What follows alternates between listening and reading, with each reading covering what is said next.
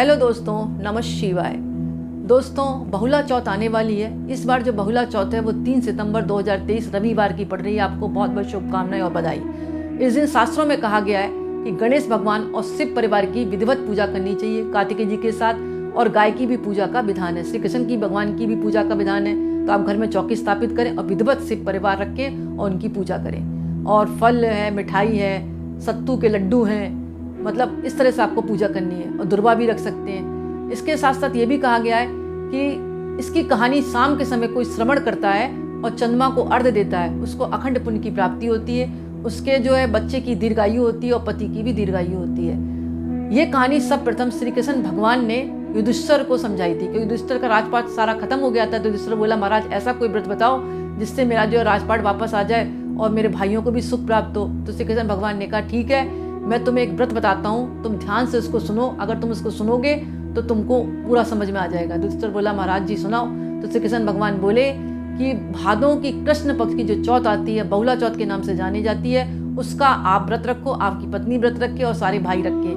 और उसकी शाम के समय आप कथा का श्रवण करो और शाम को चंद्रमा को अर्घ्य दो, जिससे आपका राजपाट भी वापस आएगा और जीवन में जो भी बाधाएं आ रही हैं आपके भाइयों के साथ, वो सब दूर हो जाएंगी।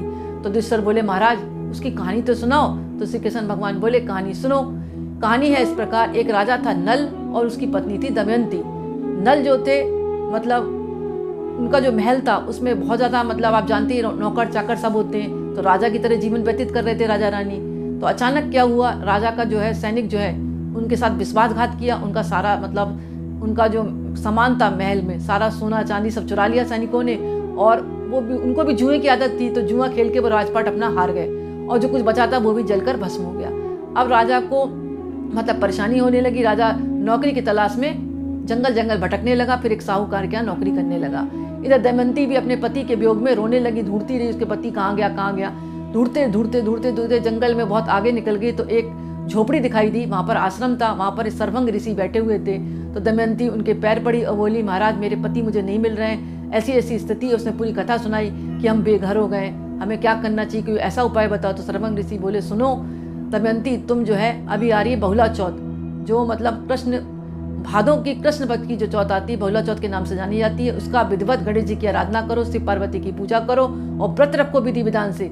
और शाम के समय चंद्रमा को अर्घ्य दो, विधिवत चंद्रमा की भी पूजा करो और कथा का श्रवण करो। तो 7 महीने तक लगातार आप इस मतलब व्रत को शुरू करके 7 महीने तक चौथ का व्रत रखती हैं, तो आपका पति से तुरंत मिलन होगा और आपके पति की हमेशा और आपका अखंड सौभाग्य बना रहेगा। यानी पति पत्नी मिल जाएंगे और पत्नी का अखंड सौभाग्य बना रहेगा। तो दमयंती ने ये विधि सुनकर मतलब व्रत रखा, विधि विधिवत गणेश जी की पूजा करी और शिव पार्वती की पूजा करी। और शाम के समय उन्होंने क्या करा, कथा का श्रवण किया, चंद्रमा को अर्घ्य दिया। और इस व्रत के प्रभाव से उनका शीघ्र ही नल से मिलन हुआ। शास्त्रों में ऐसा कहा जाता है, इस व्रत की कहानी को कोई सुनता है या सुनाता है, उसके जीवन की प्रत्येक बाधाएं दूर होती हैं।